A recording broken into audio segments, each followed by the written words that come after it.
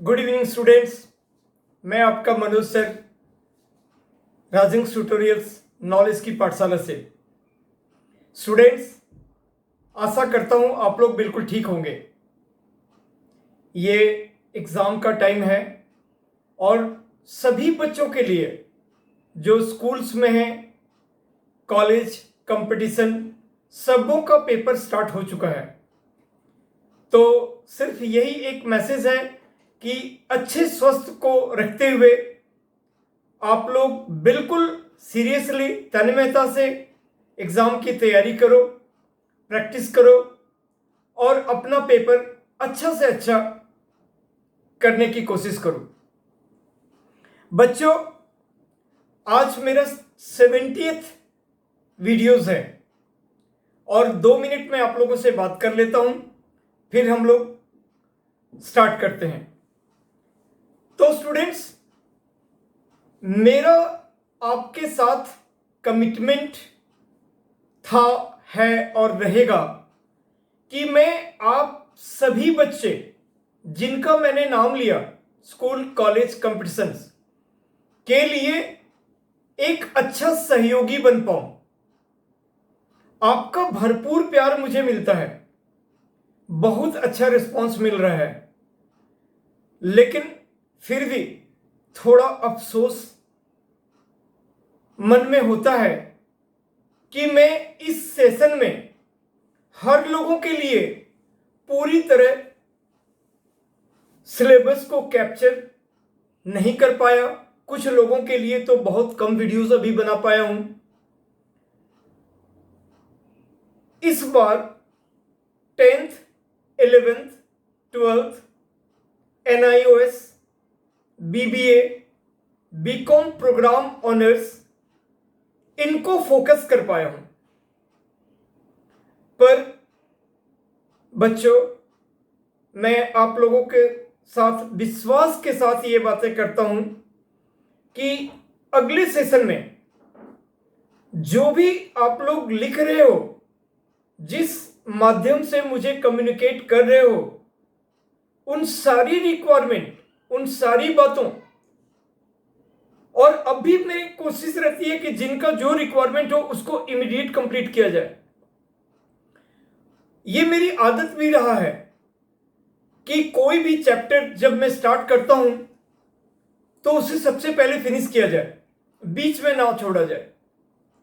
और फिर भी मैं जो आपसे कहना चाहता हूं कि बीटेक के स्टूडेंट्स, MBA के स्टूडेंट्स, BSc ऑनर्स के students, GMAT, NDA, CDS, CSET, इन लोगों के लिए भी मैं पूरी तरह से साथ रहूंगा और बहुत कुछ कोर्स मटेरियल पे डिस्कस करूंगा इस सेशन में। और आप लोगों के लिए क्लैट, रेलवे, बैंकिंग, SSC, जितने सारे ऐसे हैं उनमें टॉपिक्स कॉमन हैं। अगर मैं टॉपिक्स को डिस्कस कर लूंगा तो उन सभी बच्चों के लिए बेनिफिशियल होंगे। पर इस सेशन में सब कुछ पॉसिबल नहीं हो पाया। 11th के बच्चों का लगातार रिक्वायरमेंट आ रहा था कि सर मेरा more and more topics clear किया, मतलब कि कवर किया जाए। 10th के स्टूडेंट पेरेंट्स का रिक्वायरमेंट आता है कि सर आप इंपॉर्टेंट टॉपिक को भी थोड़ा सा वीडियो बना दीजिए, मॉडल पेपर, सैंपल पेपर को लेकर बना दीजिए। 12th के बच्चों का आता है। तो मुझे उन सारी जिन जिन का मैसेजेस में मुझे मिलता है और मेरी कोशिश रहती है कि जिन जिन का रिक्वायरमेंट अभी बिल्कुल आ चुका है। 10th, 12th के बच्चे का प्री बोर्ड था, 11th के बच्चे का फाइनल अब कुछ स्कूलों में हो ही चुका है और कुछ में होने वाला है। तो इसीलिए NIOS के बच्चे का मैसेजेस मिलने लगे, BBA, बीकॉम ऑनर्स के बच्चे का मिलने लगे। तो इनमें अभी 70 वीडियोस में मैं इन बच्चों को कवर किया, पर ये 1000 वीडियोस भी होंगे। और जिन सभी बच्चे, यहां तक कि क्लास 8th के लिए पेरेंट का रिक्वेस्ट है कि सर आपके पढ़ाने का तरीका बहुत अच्छा है और आप कृपया क्लास 8th के लिए भी वीडियोस बनाएं। बिल्कुल बनाऊंगा, बस सिर्फ मुझे थोड़ा वक्त दे दें।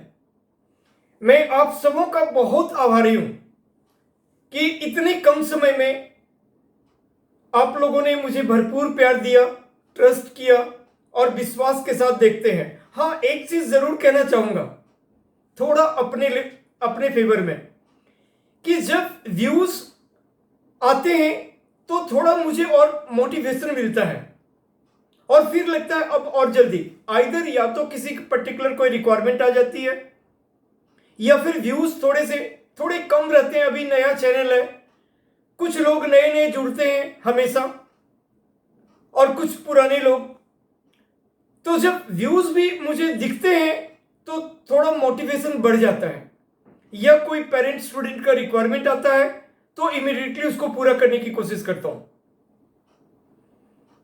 उम्मीद है आपका साथ इससे भी बेहतर मिलता रहेगा और मैं उन सभी बच्चों के लिए एक अच्छा सहयोगी, मैं वैसे भी सभी बच्चों के साथ बिल्कुल हंस बोल के, चाहे मैं जहां भी school, college, institutions, private classes, जिन बच्चों के साथ जुड़ा हुआ रहता हूं, मेरा नेचर, बिहेवियर, पढ़ाने के तरीके बच्चे लोग बहुत पसंद करते हैं और मैं ऐसे ही बनकर रहना चाहता हूं, कोई सीरियसली नहीं, हाँ ऐसे हंसते खेलते हुए ज्यादा से ज्यादा देना चाहता हूं।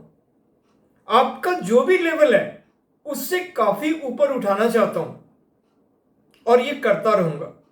आपका सहयोग, आपका प्यार हमें मिलता रहे और मैं भी आपके साथ कंटिन्यूअस, जिन बच्चों के लिए मैंने बोला अगले सेशन में उनके लिए भी, सबके लिए, इन सब बच्चों के लिए, इंजीनियरिंग के लिए, मैनेजमेंट के लिए और क्लास 8 के लिए भी, सबके लिए मैं कंटिन्यूअस वीडियोस बनाऊंगा।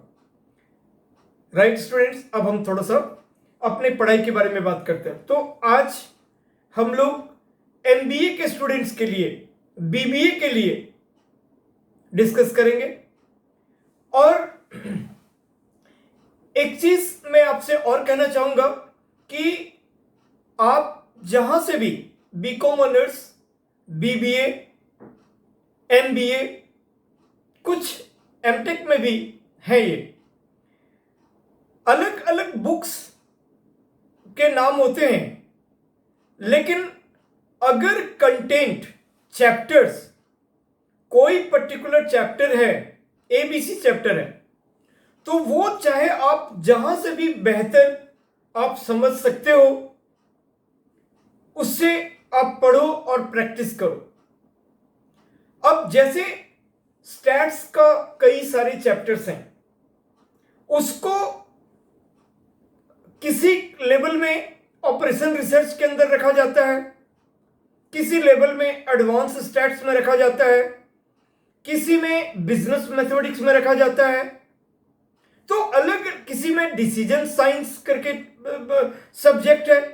तो सबसे पहले आप इन सब्जेक्ट्स के उन टॉपिक को देखो कि कौन सा टॉपिक, चाहे वो टॉपिक क्यूइंग थ्योरी है, गेम थ्योरी है, ट्रांसपोर्टेशन असाइनमेंट प्रॉब्लम है, सिंप्लेक्स मेथड है, लीनियर प्रोग्रामिंग है and so on, decision tree है, बहुत सारे टॉपिक, ये कई सारे टॉपिक इन सिलेबस में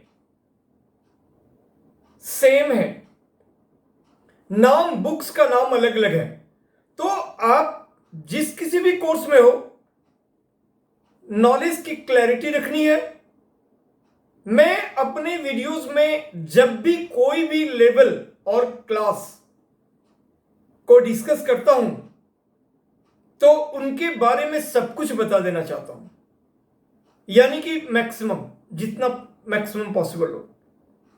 तो बच्चों, मैंने आईपी में डिसीजन साइंस करके बुक है, उनमें भी ढेर सारे जो टॉपिक्स हैं वो किसी अदर में, तो वहां पे डिसीजन साइंस है, अमिटी में ऑपरेशन रिसर्च है, बहुत सारी यूनिवर्सिटी में ऑपरेशन रिसर्च है, किसी में एडवांस स्टैट्स है।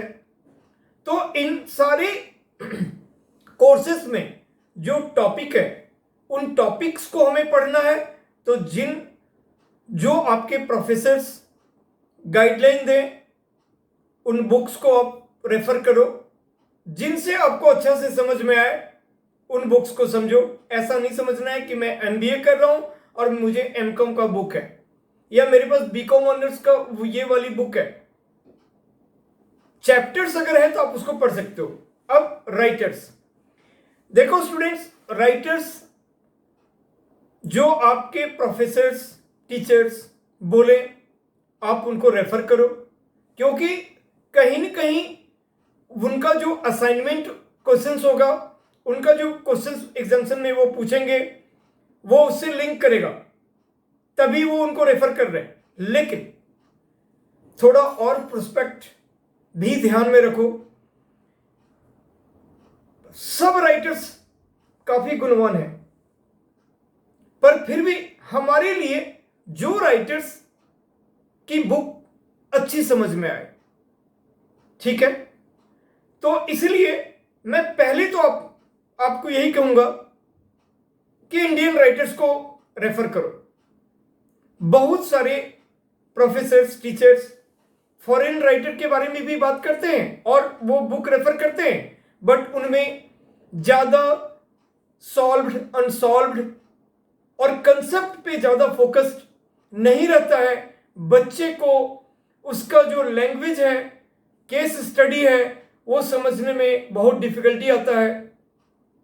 तो हमारे इंडिया में हमारा देश महान, एक से एक दिग्गज और एक से एक राइटर्स हैं।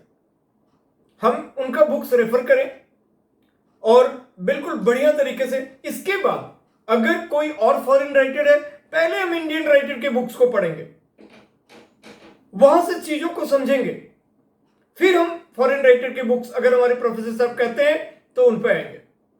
जैसे अब आप देखो, आईपी यूनिवर्सिटी में मैं कई बच्चों को पढ़ाया हूं, वहां पे ऑपरेशन रिसर्च है। Indian as well as foreign writer के बुक रेफर करने के लिए कहते हैं। अमिटी यूनिवर्सिटी में भी ऐसा ही है, ऑपरेशन रिसर्च है। आईपी में डिसीजन साइंस करके है। डीयू में अब यहां पे जैसे बीकॉम ऑनर्स वाले मैंने पहले भी दिखलाया है, आप ये जेके ठुकराल जी, इनका बुक रेफर कर सकते हो। बहुत अच्छी बुक है, बहुत बढ़िया तरीके से आपको समझ में आएगा। इसके बाद ऑपरेशन रिसर्च के लिए आपको मैंने दिखलाया है जेके शर्मा जी। एक जेके शर्मा है और एक जेपी सिंह है या जेके सिंह, दोनों। वो बुक अभी मेरे पास नहीं है। ये बुक बहुत सारे प्रोफेसर रेफर करते हैं, आप इन बुक को देखो। साथ ही साथ अगर आप कोई सा भी बुक, लाइब्रेरी में आपके कई सारे बुक्स दिख जाएंगे। ये ऑपरेशन रिसर्च कांति स्वरूप जी का है, इनका भी बुक बहुत अच्छा है। और डीयू में मैंने बीए मैथ्स में भी ऑपरेशन रिसर्च का पार्ट है, एडवांस स्टैट का पार्ट है, ऑपरेशन रिसर्च का पार्ट है। मैं डीयू के बच्चे को, कई सारे बच्चे को पढ़ाया हूं, वहां पे वो वाइले के बुक को रेफर करते हैं। राइट स्टूडेंट्स, तो इनमें किसी भी बुक को रेफर कर सकते हो, बट मेरा कहना है कि आप पहले इंडियन राइटर की बुक को रेफर करो, उनको देखो, पढ़ो, समझो, और उसके बाद आप किसी अदर राइटर पर आओ। ठीक है, तो बस अब हम स्टार्ट करते हैं। आज BBA, BCom honours, specially MBA के बच्चों के लिए द ट्रांसपोर्टेशन प्रॉब्लम एक कंप्लीट क्वेश्चन यहां पे आता है। हमारे पास कुछ यूनिवर्सिटीज में ट्रांसपोर्टेशन एंड असाइनमेंट प्रॉब्लम के बीच में और रहता है। आइदर आप पहला क्वेश्चन बनाओ या फिर और के बाद असाइनमेंट प्रॉब्लम बनाओ। कई बार ऐसा देखा जाता है दो कंप्लीट क्वेश्चंस भी दे देते हैं, ट्रांसपोर्टेशन का एक अलग क्वेश्चन, असाइनमेंट का अलग। तो अब हम लोग एक एक करके आते हैं। द ट्रांसपोर्टेशन प्रॉब्लम पे मैंने पहले भी आपको 2 वीडियोस बना के दिया हुआ है। मैं उन दोनों वीडियोस का लिंक इसमें डिस्क्रिप्शन में डाल दूंगा, सो दैट फिर दोबारा हमें इस पर रिपीट ना करना पड़े। अब उसका पार्ट 3 है ये। आज हम लोग वोगल अप्रोक्सीमेशन मेथड के बारे में बात करेंगे। तो ट्रांसपोर्टेशन प्रॉब्लम को कोई ट्रांसपोर्टेशन, कोई द ट्रांसपोर्टेशन प्रॉब्लम,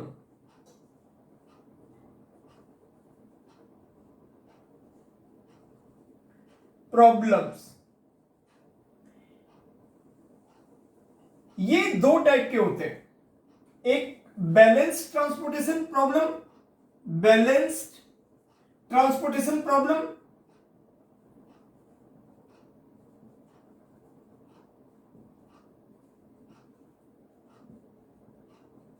और अनबैलेंस्ड, अनबैलेंस्ड ट्रांसपोर्टेशन प्रॉब्लम। ये दोनों ही हमारा मैक्सिमाइज और मिनिमाइज दोनों केस में होते हैं। ये दोनों ही हमारा मैक्सिमाइज और मिनिमाइज, ठीक है। ये फिर हमारा मैक्सिमाइज और मिनिमाइज, बाय डिफॉल्ट हम लोग मिनिमाइज पढ़ते हैं। अगर कभी भी मैक्सिमाइज प्रॉब्लम है तो उसे हम पहले मिनिमाइज में कन्वर्ट करते हैं। आपने देखा होगा जब स्टैट्स आप क्लास 10th में पढ़ते हैं तो जो क्लास होता है उनमें इंक्लूसिव और एक्सक्लूसिव जो क्लास होते हैं, इंक्लूसिव में लोअर लिमिट और अपर लिमिट दोनों इंक्लूडेड होते हैं, तो उसे सबसे पहले हम एक्सक्लूसिव में कन्वर्ट करते हैं। उसके बाद हम कोई भी method, direct method, shortcut method जिसको अज्यूम्ड मीन मेथड कहते हैं, या स्टेप डिविएशन मेथड लगाते हैं। तो जब भी कभी हमारा बैलेंस या अनबैलेंस में मैक्सिमाइज का क्वेश्चन रहता है, सबसे पहले उसे हम मिनिमाइज में कन्वर्ट करते हैं। उसके बाद ये ऐसा है। अब type of methods, type of methods to solve the transportation problem. अब ट्रांसपोर्टेशन प्रॉब्लम में हम दो बातें निकालते हैं, एक तो इनिशियल सॉल्यूशन और दूसरा ऑप्टिमल सॉल्यूशन। तो इनिशियल सॉल्यूशन निकालने के लिए type of method to solve initial solution, हमें पहले इनिशियल सॉल्यूशन ही निकालना होता है।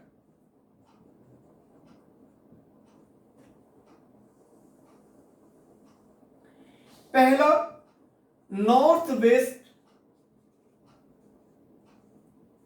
कॉर्नर रूल, जिसको NWCR कहते हैं। Second least cost method,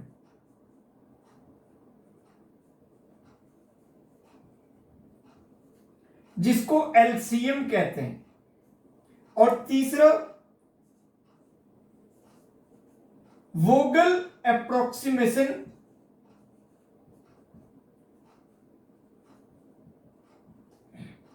method, जिसको वैम कहते हैं। तो स्टूडेंट्स, इन तीनों मेथड से हम लोग इनिशियल सॉल्यूशंस निकालते हैं। मैंने दो वीडियोस में NWCR और LCM कवर कर लिया है, इसलिए आज हम लोग फर्दर आगे वैम के बारे में बात करेंगे। और इनिशियल सॉल्यूशंस निकालने के बाद हमें ऑप्टिमल सॉल्यूशंस निकालना होता है अगर क्वेश्चन में पूछा जाए तो। अदरवाइज इनिशियल सॉल्यूशन, एक चीज और मैं आपको कहूंगा कि कौन से मेथड को अप्लाई करना चाहिए, तो इसका रिप्लाई ये है कि अगर कोई मेथड स्पेसिफाई है तो हमें वही स्पेसिफाई वाले मेथड को अप्लाई करना चाहिए, और अगर स्पेसिफाई नहीं है तो हम IQ अप्लाई करेंगे कि क्वेश्चन का वर्थ अगर कम मार्क्स का है, 4 मार्क्स 5 मार्क्स ऐसे हैं, तो हम NWCR या LCM निकालेंगे। अगर क्वेश्चन का जो मार्किंग स्कीम है वो 4 मार्क का है, 3 मार्क का है या 5 मार्क का है मैक्सिमम, तो हम NWCR या LCM निकालेंगे। बाय डिफॉल्ट वैम एक स्टैंडर्ड मेथड है और वैसे हमें वैम ही निकालना चाहिए, क्योंकि एग्जाम में कभी कभी असाइनमेंट में तो दे दिया जाता है कि बच्चे घर में करो मेहनत करो। एग्जाम में थोड़े चांसेस कम होते हैं इसके ऑप्टिमल सॉल्यूशंस निकालने के, क्योंकि उनका जो कैलकुलेशन का लेंथ है वो बहुत टाइम टेकन वाला है और बहुत ज्यादा टाइम उसमें कंज्यूम हो जाता है, तो उसमें डर बन जाते हैं आगे के क्वेश्चंस छूट जाने के। तो अगर आपके पेपर में ऑप्टिमल सॉल्यूशंस निकालना है तब तो ऑब्वियस सी बात है कि आपको NWCR या LCM, मैं कहूंगा NWCR मेथड ही यूज करो, क्योंकि जो ऑप्टिमल सॉल्यूशन है वही अपने आप में बहुत टाइम ले लेगा। उस केस में वैम भी अपने आप में बहुत टाइम लेता है, तो उन दोनों क्वेश्चनों को अगर आप सॉल्व करने लगोगे आधे पेपर आपके छूट जाएंगे, मतलब काफी पेपर इफेक्ट कर जाएगा। तो अगर सिर्फ ऑप्टिमल सॉल्यूशन, अगर सिर्फ इनिशियल सॉल्यूशन निकालना है तो आप वैम यूज करो, लेकिन फिर भी अगर मार्क्स ज्यादा है तो 7-8 मार्क्स है, 10 मार्क्स है, 9 है, तो आप निश्चित तौर पर वैम यूज करो। बट अगर मार्किंग स्कीम में आपको कम का है, 3-4 मार्क का है, 5 का है, तो आप NWCR या LCM यूज करो। हाँ, एक चीज ध्यान रखो, तीनों से आंसर डिफरेंट आते हैं। बहुत कम ऐसा चांस है जब दो में या तीनों का आंसर सेम हो। Right students? तो अब हम लोग देखते हैं कि इनिशियल सॉल्यूशन निकालने के ये 3 मेथड हैं। इसके बाद कई बार हमें ऑप्टिमल सॉल्यूशंस निकालना होता है, तो पहले उसके लिए हम इनिशियल सॉल्यूशन निकालते हैं, उसके बाद ऑप्टिमल सॉल्यूशन पे आते हैं। तो यही स्ट्रक्चर होता है। अगर मैक्सिमाइज का क्वेश्चन होता है तो पहले मिनिमाइज में कन्वर्ट करते हैं और फिर जो मेथड्स अप्लाई करने के बारे में मैंने अभी आपको बताया वो मेथड्स के बारे में हम आगे बात करते हैं। नाउ ऑप्टिमल सॉल्यूशंस निकालने के लिए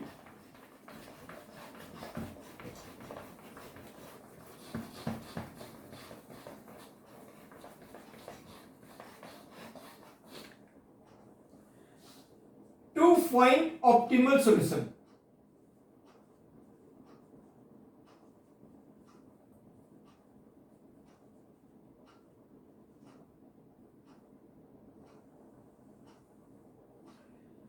पहला स्ट्रिपिंग स्टोन,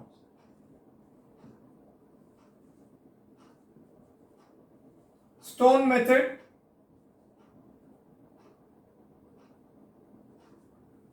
और दूसरा मोडी मेथड, मॉडिफाइड डिस्ट्रीब्यूशन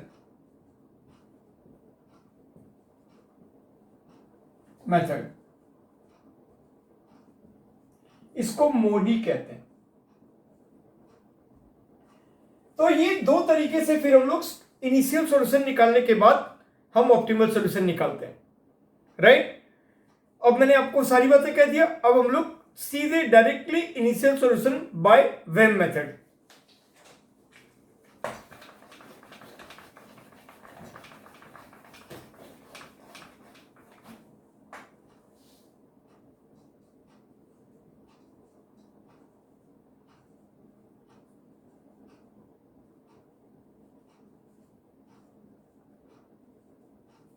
वैम मेथड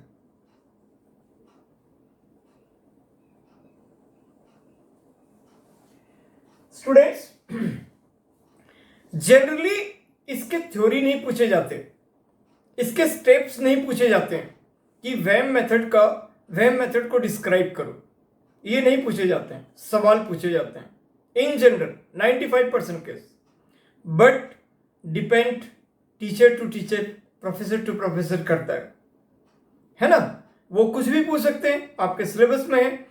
तो इनके लिए अगर मैं इन सारी बातों को, स्टेप्स को लिखूंगा बोर्ड पे, उनमें टाइम जाया होगा।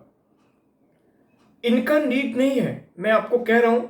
इन स्टेप्स कोई भी बुक में आपको 4 स्टेप्स, वैम के 4 स्टेप्स होते हैं, किसी भी बुक में आपको मिल जाएगा। आप कोई भी बुक को रेफर करते हुए उसको, स्टेप्स को लिख सकते हो। अगर मैं बोर्ड पे लिखूंगा तो टाइम जाया हो जाएगा। तो इसके लिए आप एक काम कर सकते हो, अगर किसी के पास बुक्स नहीं है या आप नेट से निकाल सकते हो या जो भी है, तो मैं इंस्टाग्राम पे इसको, क्योंकि पीडीएफ जो भी चीजें हैं उसको हम इसमें तो नहीं डाल सकते, वीडियोस में तो नहीं डाल सकते, तो इंस्टाग्राम पे मैं इसको डाल दूंगा। आप वहां पे मुझे फॉलो कर लो और वहां से आप अपना पिक्चर ले लो, ठीक है। इंस्टाग्राम का आईडी manoj.k.rajang68 है, manoj.k.rajang68। कुछ टेक्स्ट जो मुझे जिस भी कोर्स के लिए यूजेबल, इंपॉर्टेंट लगते हैं, वो मैं इंस्टाग्राम पे पोस्ट कर दूंगा। आप उसको वहां से देख सकते हो, और बाय द वे आपको हर बुक में मिल जाएगा, ठीक है। मेन इसके स्टेप्स को समझने की बात है। तो initial solution by wave method, हम एक सवाल उठाते हैं।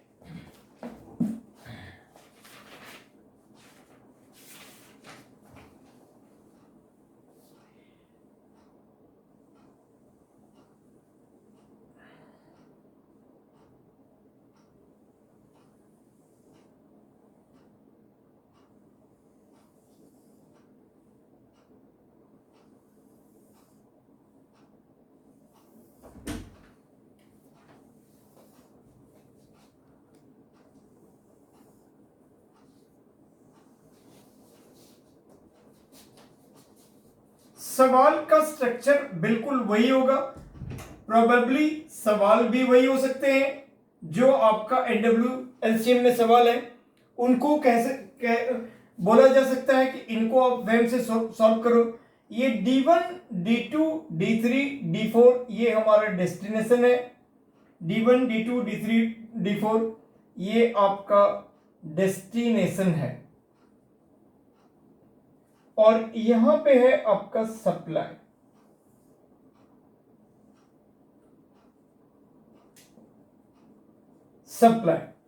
और ये आपका सोर्स है।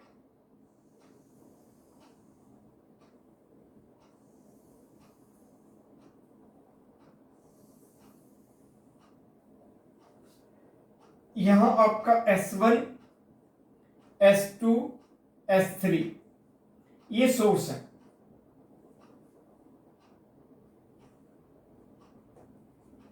ये सोर्स, ये डेस्टिनेशन है, ठीक है। और उधर सप्लाई, इधर डिमांड।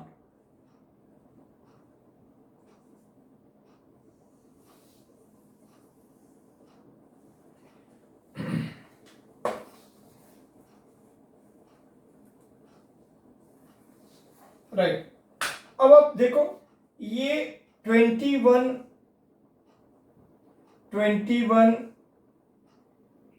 16, 15, 3, 16, 15, 3, 21, 16, 15, 3, 17, 18, 17, 18, 14, 13,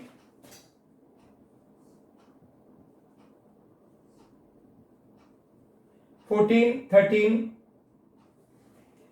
और 32, 27,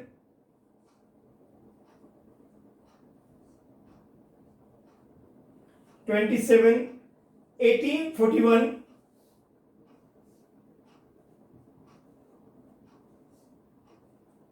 ये चीजें हैं।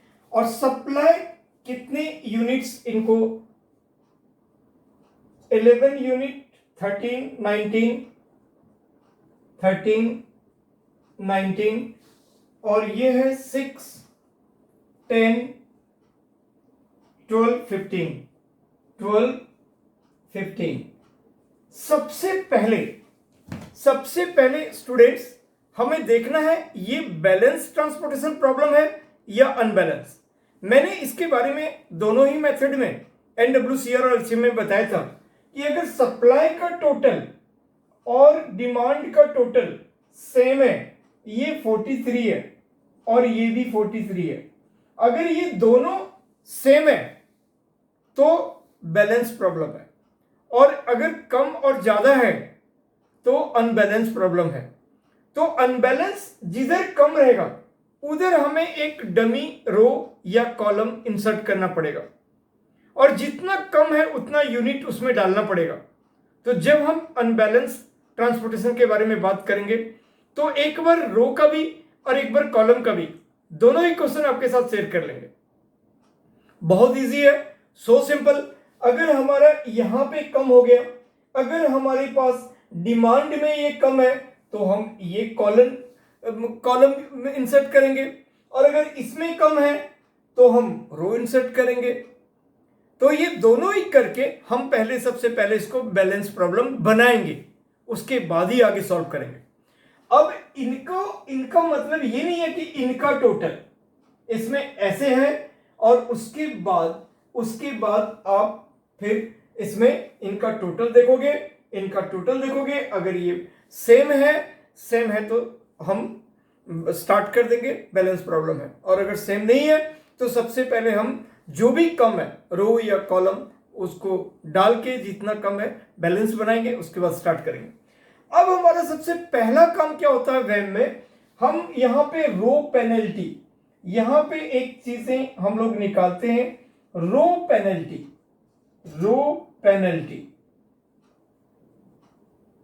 राइट। हर रो का हम रो पेनल्टी निकालते हैं, और यहां पे हर कॉलम का कॉलम पेनल्टी, हर कॉलम का कॉलम पेनल्टी निकालते हैं। एक चीज आपका ये जो नंबर ऑफ रोज और नंबर ऑफ कॉलम्स कुछ भी रह सकता है, यह आपका स्क्वायर मेथड होना बिल्कुल जरूरी नहीं है कि दोनों सेम हो।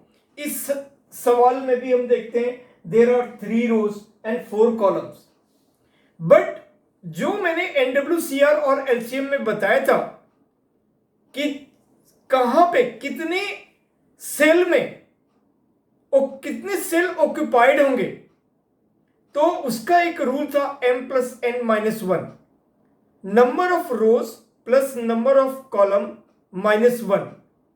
जब हम ऑक्युपाई करते हैं जिस भी मेथड से करते हैं तीनों में, तो कितने सेल में ऑक्युपाई होते हैं, तो m+n-1।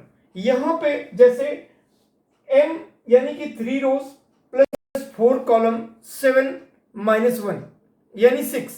तो इतने जितने भी जगह है आपका 1 2 3 4 इंटू 3 12, इन 12 में 6 प्लेस में आपके सेल, आपके यूनिट ऑक्युपाइड होंगे, 6 सेल में आपके यूनिट ऑक्युपाइड होंगे। ऐसा ही NWCR में भी है, ऐसा ही LCM में और वेम में। हाँ, वो यूनिट अलग अलग, वो सेल अलग अलग हो सकता है, उसका फाइनल फिगर आंसर डिफरेंट होंगे, प्रोबेबली सेम भी होंगे, बट होंगे उतना ही सेल में, m+n-1 इतने ही सेल में। तो उस कंडीशन में अब हमें रो पेनल्टी पहले निकालना है।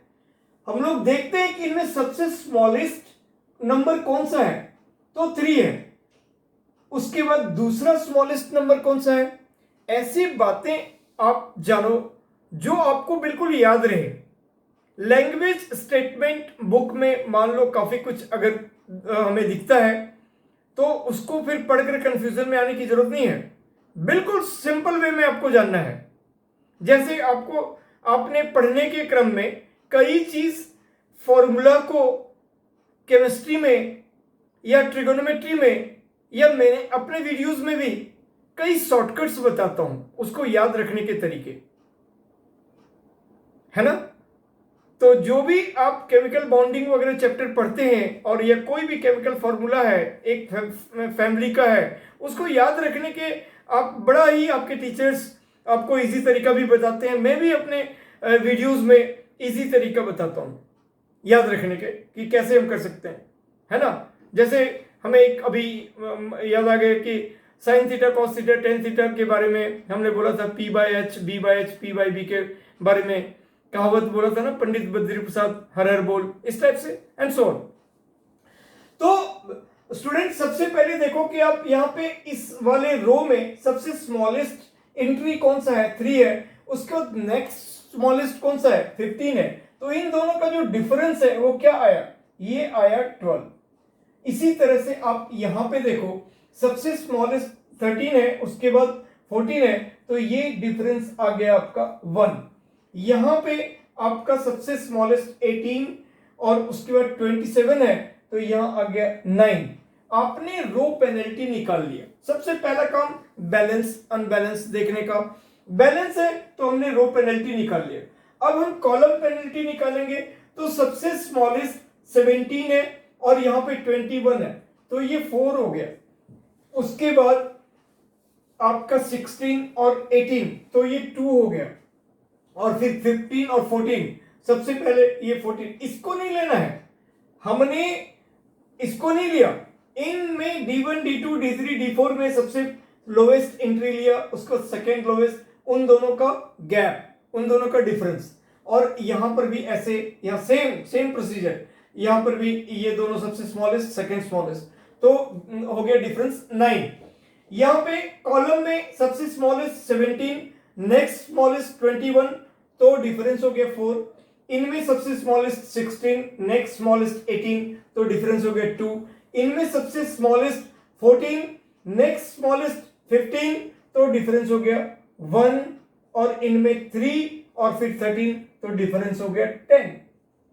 आपने ये दोनों लाइन अगर आप नहीं भी बनाओगे, ये चीजें कोई सूज नहीं है, कोई सूज नहीं है, इसका आपको रिक्वायरमेंट या नीड नहीं है, राइट। तो स्टूडेंट्स अब हम लोग क्या करेंगे, इनमें सबसे हाईएस्ट पेनल्टी चेक करेंगे। कॉलम या रो में हाईएस्ट पेनल्टी चेक करेंगे कौन सा है, इनमें कौन सा है, सबसे हाईएस्ट 12 है, तो इसमें आप टिक लगा दो कि इसी पे काम होना है, इसी पे काम होना है। अब आप 12 पे टिक लगा दो, राइट, ठीक है। इसके बाद अब इनमें आप सबसे स्मॉलेस्ट एंट्री देखो कि किनमें आपको पता चल गया कि इसी रो पे काम होना है। क्यों, क्योंकि सबसे हाईएस्ट पेनल्टी ये था, ठीक है। जिनमें भी हो, चाहे रो में हो तो रो में टिक लगाएंगे, फिर उस वाले रो पे काम होगा, या कॉलम में हो तो उस कॉलम में टिक लगाएंगे। सबसे पहला काम आपका। अब हमें ये तय हो गया कि इस वाले में काम करना है। इनमें सबसे स्मॉलेस्ट एंट्री कौन सा था, 3, जो हम एलसीएम मेथड में देखते थे। एलसीएम मेथड में सबसे स्मॉलेस्ट लोवेस्ट एंट्री से काम करते थे, तो इनमें भी सबसे स्मॉलेस्ट आपका 3 है। तो जब 3 है तो यह इसी पे एलोकेट करेंगे, और इसमें हमारे पास कितना यूनिट है, 11, और इसमें है 10, तो इन दोनों में छोटा क्या है, 10 है, तो 10 एलोकेट हो जाएगा। और इनमें सॉरी, ये 10 हमने यहां का वैल्यू ले लिया, इनमें 15 है, ये 10 हमने गलती से यहां वाला देख लिया था। तो इनमें 3, इसमें 15 यूनिट है, इसमें 11, तो छोटा कौन सा है, 11, तो 11 यूनिट यहां पे एलोकेट हो जाएंगे। अब ये इसमें रिमेनिंग क्या बच गया, 0, और इसमें रिमेनिंग क्या बच गया, 4, क्योंकि 11 यूनिट अगर आप एलोकेट कर देंगे तो आपके पास 4 यूनिट बच जाएगा, राइट, उसमें 0 हो गया। जिस रो या कॉलम में 0 हो जाए, अब हम उस रो जिनमें इसमें 0 हो गया, अब इसमें हम बाकी एंट्री में कुछ भी एलोकेट नहीं कर सकते हैं, इसीलिए ये काट दिए, ये कैंसिल आउट हो गया, खत्म हो गया। तो पहला एक चीज हमने यहां पे ये ऑक्यूपाई हो गया, और अब ये सेल, अब ये रो हट गया, जिनमें सारे एंट्री कट गए, अब इनमें काम करने के लिए कहीं कुछ बचा नहीं है, इनमें जो ऑक्यूपाई होना था वो हो गया और बाकी सारे कट गए। तो S1 जो रो है वो आपको ओमिट कर देना है। अब नेक्स्ट हम लोग फिर से करेंगे सेकंड एलोकेशन टेबल। ये हमारा जो था वो फर्स्ट एलोकेशन टेबल था। सेकंड एलोकेशन टेबल बनाएंगे, सेम स्ट्रक्चर रहेगा, सेम तरीका होगा। उसके लिए फिर ये चीजें अब नया तरीके से लेना पड़ेगा, कॉलम पेनल्टी और रो पेनल्टी, ठीक है। और इस तरह से तो मैं स्टूडेंट्स यहीं पे आपको दिखाता हूं, क्योंकि इस फिर दोबारा आप लिखेंगे। ये था हमारा first allocation table, first allocation table, right. अब आप सेकंड एलोकेशन टेबल में सबसे पहले आप इसको हटा दो, रो पेनल्टी और कॉलम पेनल्टी वाली बात को। सबसे पहली बात है आप यहां पे हटा दो रो पेनल्टी और कॉलम पेनल्टी वाली बात को। इसके बाद अब आप सेकंड एलोकेशन में फ्रेश टेबल बनाओगे। यहां पे मैं दोबारा अगर हर बार टेबल बनाऊंगा तो हम लोग का टाइम जाया होगा, तो इसलिए मैं इसी में आपको बताता हूं। तो सेकंड एलोकेशन टेबल में आपको इसको नहीं रखना है, S1 रो को नहीं रखना है। आपके पास सिर्फ रहेगा S2 रो और S3, इधर D1 D2 D3 D4 ही रहेगा। उधर सप्लाई में ये खत्म है, अब सिर्फ 13 और 19 रहेगा, और डिमांड में आपका 6 10 12 और 4 रहेगा, 15 नहीं। जितना रिमेनिंग हुआ उतना ही रहेगा, राइट स्टूडेंट्स। इसके बाद अब हम लोग फिर से रो पेनल्टी लिखेंगे। तो मैंने आपको क्या बोला कि सेकेंड एलोकेशन टेबल में आपका S1 रो कंप्लीट हटा देंगे, और ये सब जो है, ये सब जो हेडिंग्स है, डिस्क्रिप्शन है, वो ऐसे ही रहेगा। इधर हमारा S2 और S3 हो जाएगा, यानी एक रो कंप्लीटली हट जाएगा। इनमें डिमांड में जो रिमेनिंग है वहां पे 4 लिखेंगे, 15 नहीं, क्योंकि हमारा फर्स्ट एलोकेशन के बाद उसमें 4 यूनिट बचा हुआ है, ठीक है। मैं इस टेबल को नहीं डिलीट कर रहा हूं, इसी टेबल पे हम आगे का काम करेंगे। अब चूंकि हमारे पास S1 रो तो है ही नहीं, हम S2 रो पे हैं। अब S2 रो पे देखो, अब आपका रो पेनल्टी कितना आया, रो पेनल्टी कितना आ गया S2 रो पे, तो सबसे स्मॉलेस्ट है 13 और फिर ये 14, तो अब आपका 1 हो गया। सबसे स्मॉलेस्ट है 13 और नेक्स्ट स्मॉलेस्ट 14, तो ये 1 हो गया। अब S3 रो पे आएंगे, फिर ये 9 हो गया, फिर ये 18 और 27, तो 9 हो गया। और जब हम कॉलम पेनल्टी निकालेंगे,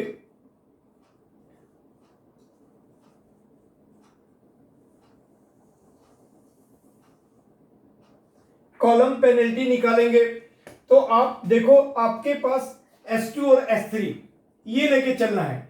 तो 17 और 32 इनका गैप कितना हो गया, 15, ठीक है। 18 और 27 इनका गैप आपका हो गया 9, और 14 और 18, 14 एंड 18 इनका गैप हो गया आपका 4, ठीक है। इनका गैप हो गया आपका 4, तो यही आपके हैं पेनल्टी, ठीक है। अब सबसे हाईएस्ट, अब आपके पास सबसे हाईएस्ट पेनल्टी कौन सा हो गया, 15, 15 9 4 1 9, तो हो गया 15। आप इस पे टिक लगा दो, यानी इस कॉलम पे हम काम करेंगे, इस कॉलम पे काम करेंगे, ये हमारा कंफर्म्ड हो गया, फाइनल हो गया कि इस कॉलम पे काम करेंगे।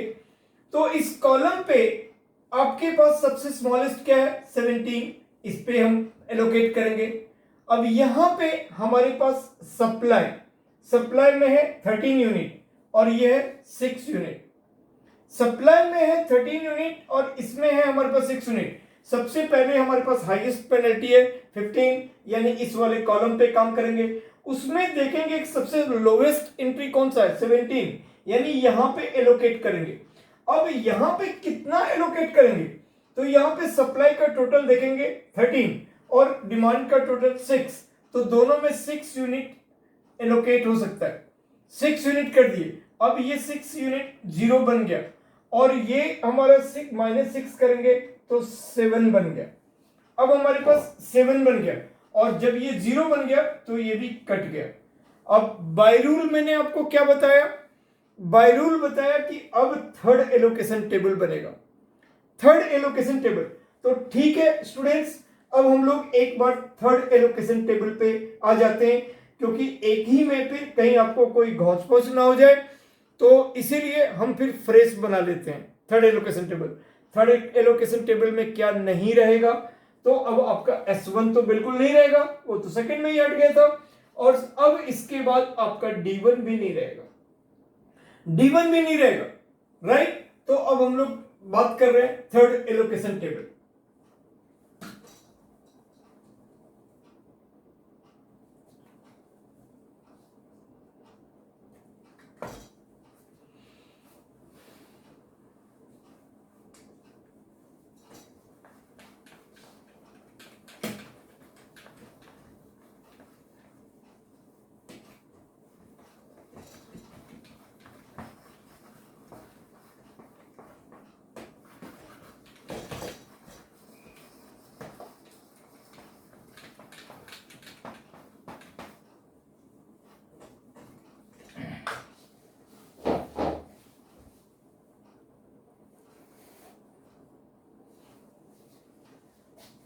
तो ठीक है, अब हम लोग बात कर रहे हैं थर्ड एलोकेशन टेबल।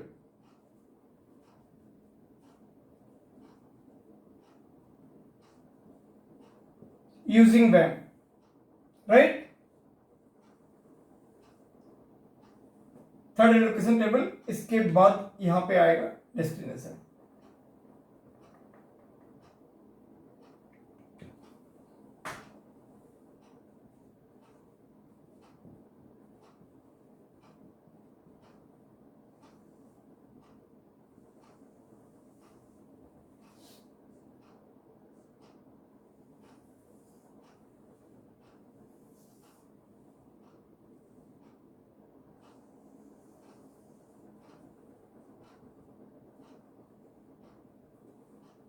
D1 हट चुका था, तो D2, D3, D4 source supply.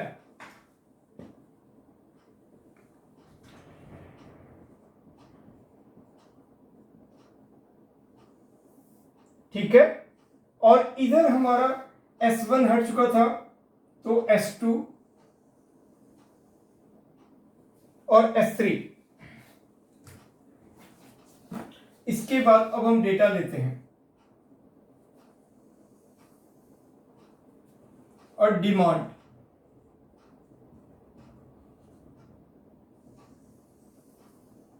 फिर यहां पे हम रो पेनल्टी निकालेंगे।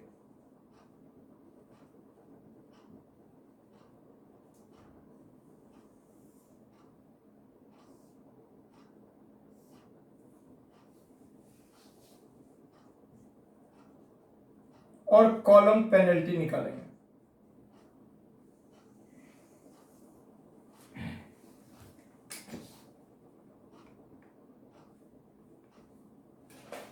ठीक है,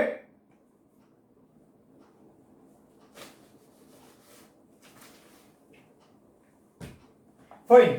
अब हम लोग डेटा लेते हैं, ये इसका हमें नीड नहीं है, ठीक है। अब हम लोग डेटा लेते हैं। D2 में हमारे पास था 17, आप देख सकते हो आपका जो बुक में था, ये 18। D1 हट चुका है, S1 हट चुका है, 17, 18 और 14। एक सवाल को आपको बहुत ही बढ़िया तरीके से समझना होता है, और उसके बाद सारे उसी पे मेथड्स, सारे सवाल उसी मेथड्स पे होंगे, ठीक है। तो 17, 18 और 14, और इसके बाद S3 में आपका है, S3 में है 32, 27, 27 और 18, और सप्लाई आपका है 9, और 19। आप देख सकते हो पहले उसमें सप्लाई आपका 9 बचा था, है ना, 9 बचा था और और फिर 19, राइट। और इधर आपका डिमांड में 6, 10 और 12, 6, 10 और 12, ठीक है। अब देखो फिर हम रो पेनल्टी और कॉलम पेनल्टी निकालेंगे। तो रो पेनल्टी के लिए अब आप यहां पे देखो सबसे ज्यादा, सबसे स्मॉलेस्ट क्या है 14 और उसके बाद 17, तो 3। उसके बाद यहां पे हमारा 18 और 27, तो 9, 3 और 9। यहां पे है 17 और 32, 17 और 32, तो 15 और 18 और 27, 18 और 27, ठीक है, तो 9 और फिर 14 और 18, तो 4, राइट। हमने सेम प्रोसीजर फॉलो किया वैसे ही जैसे करते आ रहे हैं। ये वही रो पेनल्टी सबसे स्मॉलेस्ट और उसका सेकेंड स्मॉलेस्ट का डिफरेंस, ठीक है। अब इनमें फिर देखो, फिर सबसे हाईएस्ट पेनल्टी कौन सा है, सबसे हाईएस्ट पेनल्टी अब कौन सा है, तो 15 है, ऑब्वियस सी बात है। फिर हम 15 पे टिक लगाएंगे, यानी इसी रो में काम होगा। अब इस कॉलम में काम होगा, सबसे हाईएस्ट ये था। अब इनमें सबसे स्मॉलेस्ट कौन सा है, 17 है, तो 17 में हमें एलोकेट करना है। तो कितना एलोकेट होगा, डिमांड हमारा 6 है और सप्लाई 9 है, तो 6 एलोकेट हो जाएगा, 6 एलोकेट हो जाएगा, तो ये कट जाएगा और यहां पे हमारा 3 बच जाएगा, ये 3 बच जाएगा। अब ये कॉलम भी खत्म हो गया। अब हमारे पास सिर्फ S2 और S3 रो तो है और इधर D3 और D4 कॉलम है। S2 और S3 रो है और D4 और D3 और D4 कॉलम है। तो उस कंडीशन में बस ये चीजें हो गया वहां पे। अब फिर से हम रो पेनल्टी और कॉलम पेनल्टी को हम डिलीट करेंगे, अगेन रो पेनल्टी, और फिर हम फोर्थ एलोकेशन टेबल बनाएंगे। फिर इसके बाद स्पेशली ही बना लेता हूं फोर्थ एलोकेशन टेबल, क्योंकि इसमें समझाना एक कंफ्यूजन हो जाएगा, क्योंकि बहुत ही इंटरेस्टिंग उसमें टाई का कंडीशन आएगा और वह जानना बहुत जरूरी है, टाई का कंडीशन। तो अब हम लोग fourth allocation table, fourth allocation table ये लेते हैं। यहां पे डेस्टिनेशन एज इट इज रहेगा और आपके डेस्टिनेशन में क्या क्या आ गए, ये आपका सोर्स है,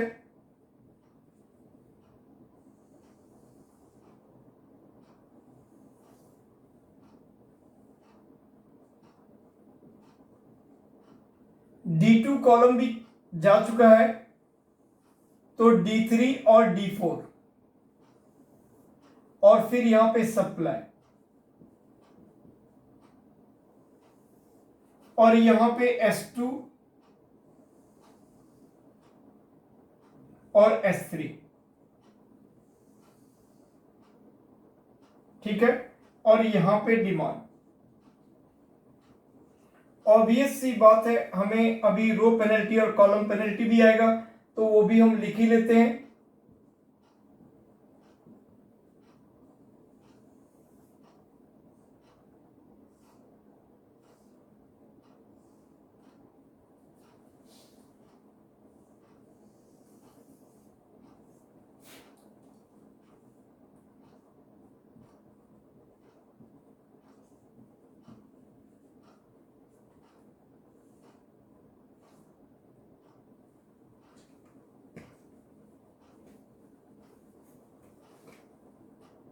ठीक है, अब देखो इसका डेटा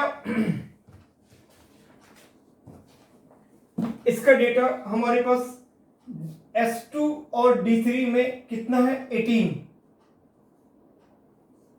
और यहां पे है 14। इनमें क्या बचा था 3 बचा था। इसमें है 27 और फिर 18 और इनमें क्या बचा था 19 बचा था। इनमें तो यूज ही नहीं हुआ था, एज इट इज था। डिमांड हमारा 10 था इस वाले का D3 का और ये हमारा 12 था क्योंकि वो तो यूज हो ही नहीं पाया। अब आप देखो इस कंडीशन में यहां पे आपने पेनल्टी निकाला तो 4, पेनल्टी निकाला तो 4, यहां पे पेनल्टी आपका आ गया 9। जब आप इधर निकालोगे तो इधर पेनल्टी 9 और इसमें पेनल्टी 4। अब देखो बहुत ही इंटरेस्टिंग और बहुत ही इंपॉर्टेंट, यहां पे हमें पेनल्टी टाई हो गया। अब आप किस पे टिक लगाओगे, यहां पे कि यहां पे, 9 पे कि इस 9 पे? तो अगर मैं इस 9 पे टिक लगाता हूं,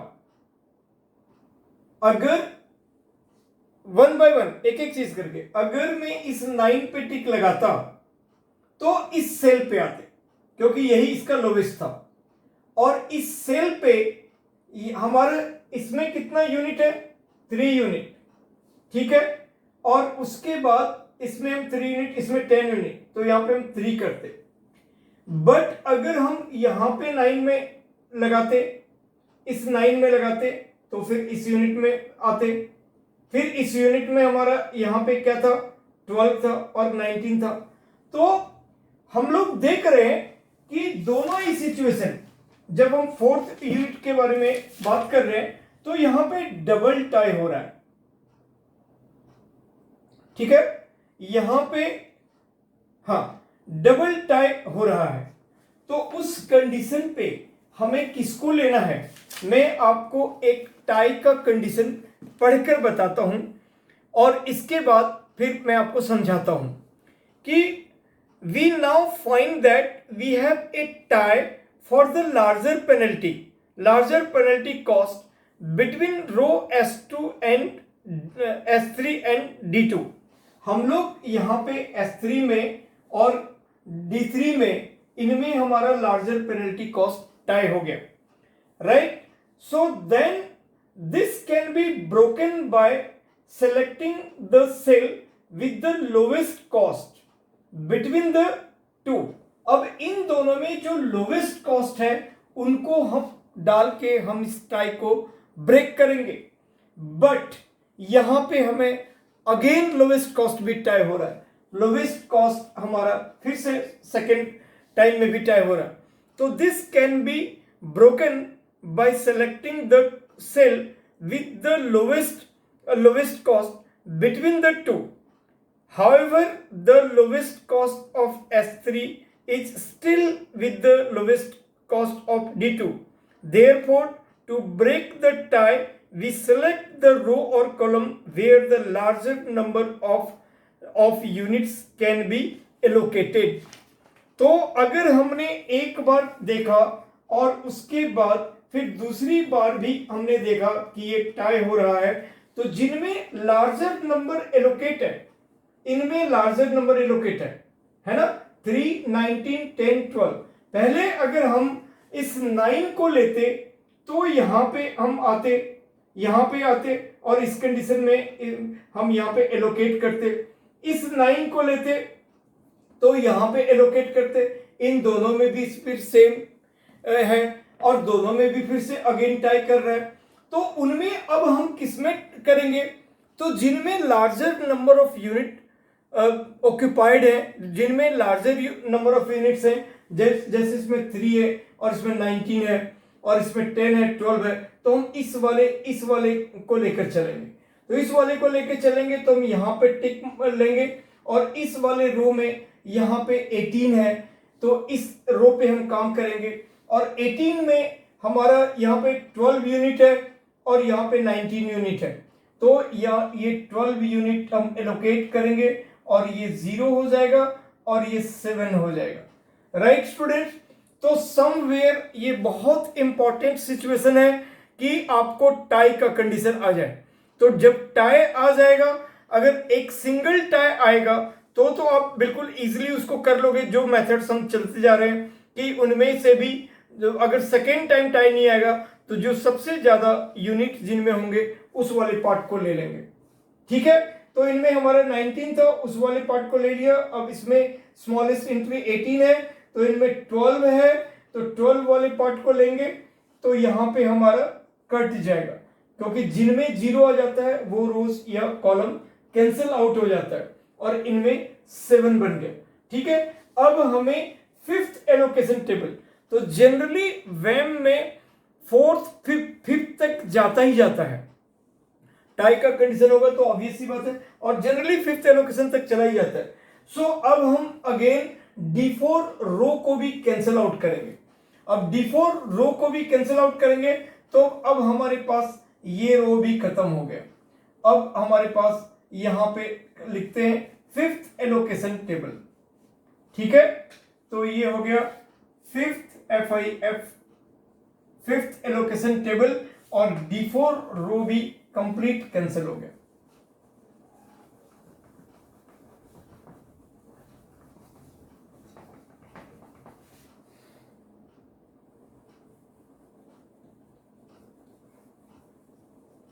अब हमारे पास डेस्टिनेशन है, सोर्स है, D3 में फिर वही 18 है और 27 है, और डिमांड हमारा 10 है। और इधर जो सप्लाई था, ये सप्लाई था,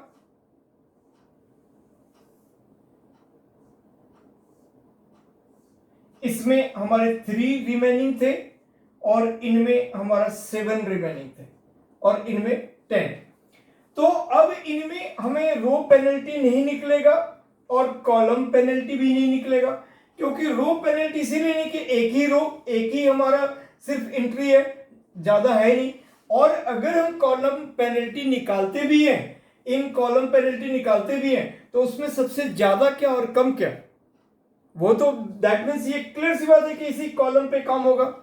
तो उस कॉलम पेनल्टी निकालकर अगर हम 9 लिख भी देते हैं, उसका कोई यूज ही नहीं है, क्योंकि कोई कंपैरिजन कोई अदर रो या कॉलम तो हमारे पास है ही नहीं। तो ऑब्वियस सी बात है कि इसमें जो भी हमारे पास रिमेनिंग बचे हुए, तो हम इस वाले सेल पे काम करेंगे, ये क्योंकि इसमें लोवेस्ट है, तो लोवेस्ट वैल्यू है, तो यहाँ पे 18 है, तो अब यहाँ पे क्या ऑक्यूपाई करेंगे, 3 ऑक्यूपाई करेंगे। तो ये कट के 0 हो गया और यहाँ पे 7 हो गया। अब यहाँ पे 7 ऑक्यूपाई करेंगे, तो ये भी कट के 0 हो गया और ये भी 0 हो गया। अब जैसा आप लोगों को मैंने बताया था कि लास्ट में, एंड में, हर मेथड में सब कुछ कट जाता है। सो जो भी आपके यहां पे बचने चाहिए, किसी में भी एक भी नंबर नहीं बचने चाहिए, वो चाहे रो या कॉलम हो। ये तीनों मेथड के लिए यही सेम बात एप्लीकेबल है। राइट स्टूडेंट, ये आपका क्रॉस चेक है। अगर कहीं से गलती से एक भी आपका बच जाता है, अब आपको फिर गो थ्रू करना पड़ेगा और पूरा ही काटना पड़ेगा, क्योंकि उसको फिर आप सुधार नहीं सकते, फिर आपको दोबारा फिर बनाना पड़ जाएगा। यही है इसका ड्रॉबैक। अदरवाइज एक ही सिस्टम पे बिल्कुल चलते रहेगा, एक ही पैटर्न पे, सिर्फ टाई जहां पे आएगा वहां पे आपको ध्यान देना है और जैसे मैंने बताया उस हिसाब से काम करना है। और भी नेक्स्ट वीडियो में आप लोग के लिए मैं, और या इसी में इंस्टा पे मैं और अदर क्वेश्चंस भी डाल सकता हूं, या नेक्स्ट और एक वीडियो में हम वैम को और भी एक सवाल बनाकर दिखाएंगे। ठीक है, तो आप और ज्यादा मीन्स कंफर्ट हो जाओगे। राइट, कि एक ही नहीं, रेंडमली कोई एक और सवाल लेंगे, उसको भी बनाएंगे। तो ये सभी बन गए। अब आपको कंप्लीट सॉल्यूशंस बनाने हैं।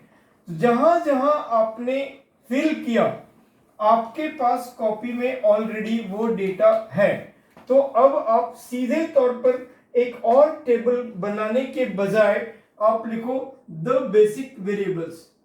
The basic variables are, basic variables are. आपको एक और क्रॉस चेक करना है कि सबसे पहले तो सब जगह कट जाना चाहिए, जीरोस आना चाहिए, वो आपका एक क्रॉस चेक हो गया। दूसरा जो रूल है m plus n minus one का, वो होना चाहिए कि number of row plus number of column minus one, तो 4 और प्लस 3 7 माइनस वन, यानी 6 सेल में ऑक्यूपाइड होना चाहिए डेटा, न कम न ज्यादा।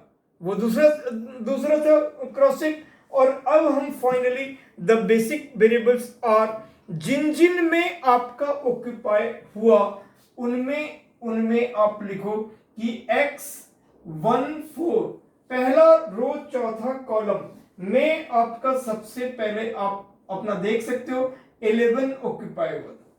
उसके बाद फिर दूसरा रो पहला कॉलम x21, इनमें आपका 6 ऑक्यूपाई हुआ था।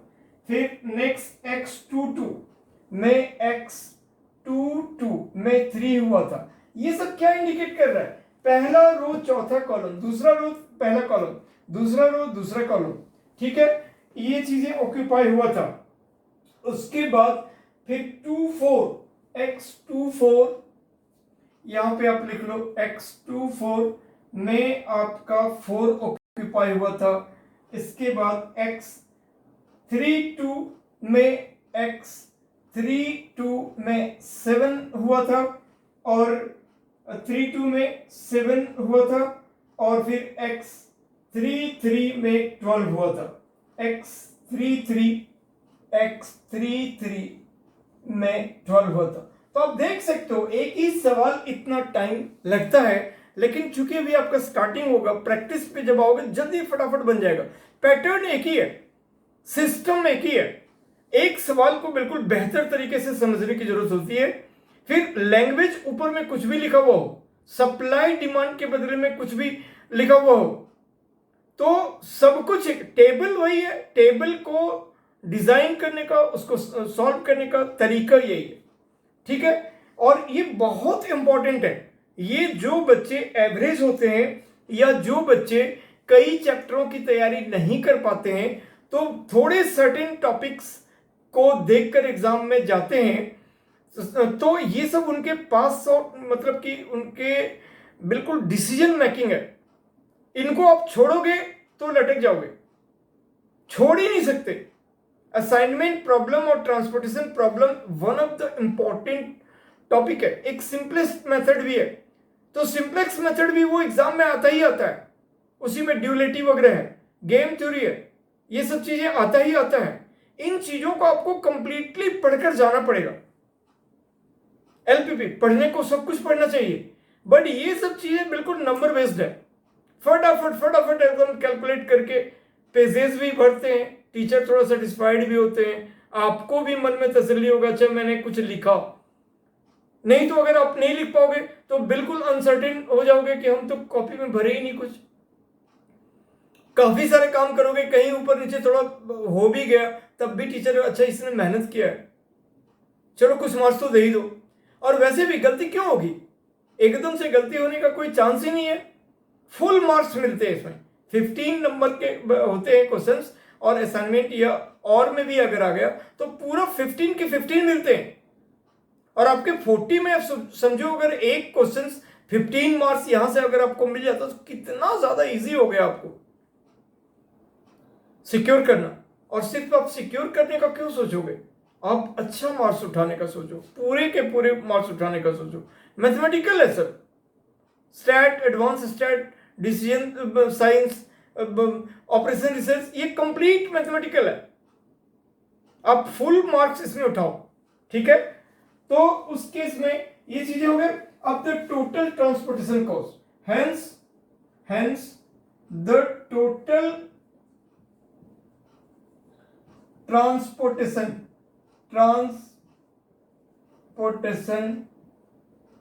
कॉस्ट क्या हो गया, टोटल ट्रांसपोर्टेशन कॉस्ट। तो जो भी था इसमें 11 था, 11 इंटू इस सेल में क्या एंट्री थे, तो 11 इंटू 3 प्लस 6 इंटू उस सेल में क्या एंट्री थे, 6 into 17 plus 3 into 18 plus 4 into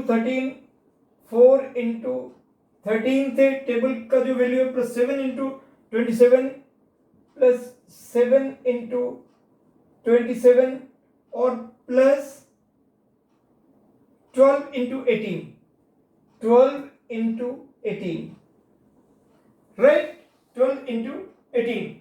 अब आप यहां पे इसको फिर से अलग अलग हर एक का 11 इंटू 3 हो गया 33, ये हो गया 102, ये 54, ये 52 और ये 30 इंटू 7 हो गया 210 और उनमें 21 189 और ये हो गया 180 और 36 216। ठीक है, और जब इनको आप जोड़ोगे तो टोटल आपका आ जाएगा 646 राइट। ये आपका टोटल ट्रांसपोर्टेशन कॉस्ट हो गया, ये आंसर हो गया। इसी सवाल को जब हमने NWCR से बनाया था, तो उसका रिजल्ट 1095 आया था, और जब हमने LCM से बनाया था इसी सवाल को तो 727 रुपीज आया था, और वैम से आपका 646 रुपीज आया। तो आप देखें स्टूडेंट्स, तीनों में डिफरेंट आया। प्रोबेबली दो मेथड में सेम भी आ सकता था, तीनों में भी आ सकता था, सो ये कुछ भी हो सकता है। तो नाउ अब हम लोग यहीं पे स्टॉप करते हैं, जस्ट अ सेकंड। और उम्मीद है आप लोग को सभी BBA, BCom ऑनर्स, MBA और इसके फर्दर भी अगर और भी किसी में भी ऑपरेशन रिसर्च जिनका एक टॉपिक हो, एडवांस स्टैट्स जिनका टॉपिक हो, इसमें तो बिजनेस मैथ में भी है, तो उनमें transportation problem, assignment problem one of the important topic है। इसको आपको जरूर पूरी तरह से तैयारी करके मेरा वीडियोस देखोगे, आपको पूरी क्लैरिटी होगी। बावजूद भी अगर कहीं आपको कोई प्रॉब्लम लगता है तो आप मुझे कमेंट बॉक्स में कमेंट करना। आप इस पे यूट्यूब पे बता सकते हो, आप किसी पे भी मैंने अलग अलग मोड बताया हुआ है कि जो भी आपका मैसेंजर पे बता सकते हो, व्हाट्सएप पे बता सकते हो। मैं कई सारे लोग नहीं भी देते हैं, मैंने आपको सबको अपना नंबर भी शेयर किया है 9810843472। सभी लोगों का मैसेजेस और जो भी इंफॉर्मेशंस, कमेंट्स मैं बहुत ये करता हूँ, बहुत उसका रिस्पेक्ट करता हूँ और बहुत इंपॉर्टेंस उसको ध्यान में रखता हूँ कि इनको सॉल्यूशंस, इसको जो भी इसकी जरूरत है, जैसा भी है, इसको जल्दी से जल्दी इसको दिया जाए, राइट। और उसमें कोई प्रॉब्लम नहीं है, जैसा भी हो फिर मैं अलग से उसको सॉल्व करके उसको व्हाट्सअप कर दिया, कुछ भी कर दिया, कैसे भी। तो यही चीजें हैं, आप लोग उसको पढ़ो। और बस मुझे बहुत अच्छा लगता है जब आप कमेंट करते हो, देखते हो।